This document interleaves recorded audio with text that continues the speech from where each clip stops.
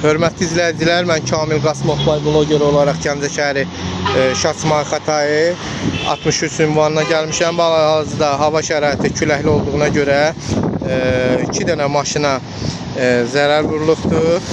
Zərər vurulan qurumun küçə işıqlandırmasıdır. Küçə işıqlandırması aşıbdır. Düz vətəndaşların maşınına xeyli ziyan vurulubdur.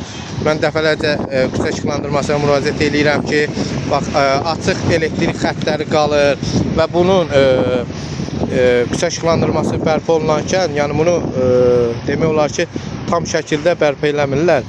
Boş saxlanılır, salamlar. Boş saxlanılır. Bu da vətəndaşlara ziyan vurur. Görürsünüz, küçə işıqlandırması aşıb, 2 dənə maşına ziyan vurulur.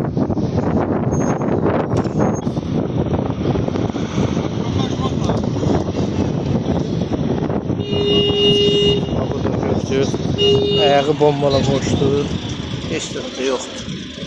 Küləkdə maşına ziyan vurur.